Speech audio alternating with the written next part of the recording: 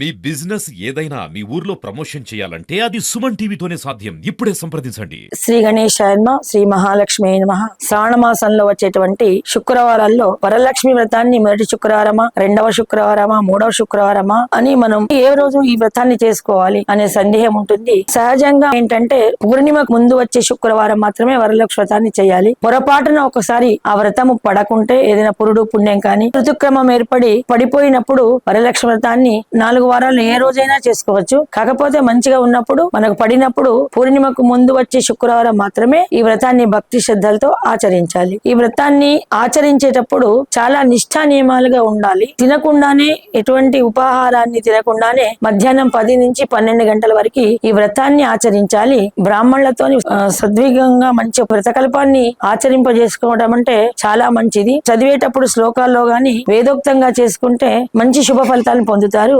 సొంతంగా చేసుకోగలుగుతాము. దొరకరు అన్నప్పుడు పక్కక ఏదో రికార్డు పెట్టి సెల్లు పెట్టుకొని ఇలా చేసుకోవడం వలన కొన్ని అపశృతులు దొల్లే అవకాశం ఉంటుంది. పూజను చాలా భక్తి శ్రద్ధలతోని మనసు ఎటు పోకుండా చక్కగా అలంకృతులైనటువంటి సుహాసినిలు సామూహికంగా గాని ఒంటరిగానైనా సరే వాళ్ళ పీఠం పూజా మందిరంలో పద్మాసనం వేసుకొని కూర్చొని అలంకరించినట్టు అమ్మవారి ముందర అభిముఖంగా కూర్చొని కేశవనామాలు చెప్పుకొని తమ నామగోత్రాలు చెప్పుకొని ఈ వ్రతాన్ని చాలా భక్తి శ్రద్ధలతో ఆచరించాలి. మంచి నైవేద్యాలు కూడా ఇస్తూ ఉండాలి. అమ్మవారి యొక్క మంగళహారతిని వ్రతం అయిపోయాక చేతిలో అక్షింతలు తీసుకొని వ్రతం యొక్క కథ మొత్తం కూడా శ్రద్ధగా వినాలి. పొరపాట్లు ఏంటంటే మాట్లాడుతూ వ్రతం చెయ్యకూడదు. కథ చెబుతున్నప్పుడు మనసు లగ్నం కాకుండా అందరితో పలకరిస్తూ అందరినీ అతిథులను ఆహ్వానిస్తూ మాట్లాడుకుంటూ చేయకూడదు. అమ్మవారికి చాలా క్రోధం వచ్చి అపశకనాలు జరిగే అవకాశం ఉంటుంది. తొందరపాటు ఎటువంటి సమయంలో కూడా పూజా సమయంలో ఎటువంటి తొందరపాటు పడకూడదు. చాలా ప్రశాంత చిత్తంతో ఇంట్లో ఎవరు గొడవలు పడకుండా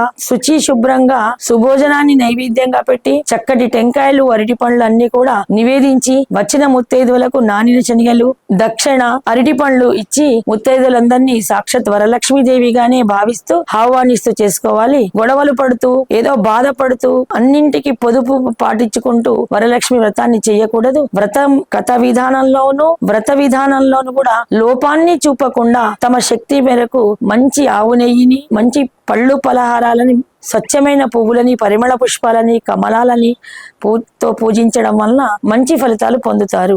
ఏమైనా గొడవలు పడుతూ కానీ అపశృతులు చేస్తూ గాని ఇంట్లో వస్తువులను విసిరివేస్తూ కానీ అమూల్యమైన పూజ చేసే సమయంలో వేరే వాళ్ళతో సెల్లులో మాట్లాడుతూ కానీ బయటి వాళ్ళతో గొడవలు పడుతూ గాని ఎటువంటి పరిస్థితిలో ఇటువంటి దోషాలు చేస్తూ అమ్మవారి పూజను చేయకూడదు. ఎంత ఏకాగ్రతగా చేస్తే అమ్మవారి మన ముందు సాక్షాత్ ఆమె పద్మాసనం వేసుకొని కమలవాసిని అయినటువంటి శ్రీ వరలక్ష్మి తల్లి మన ఎదురుగా కూర్చున్నది అన్నట్టుగా ఈ వ్రతాన్ని ఆచరించాలి. జై శ్రీరామ్.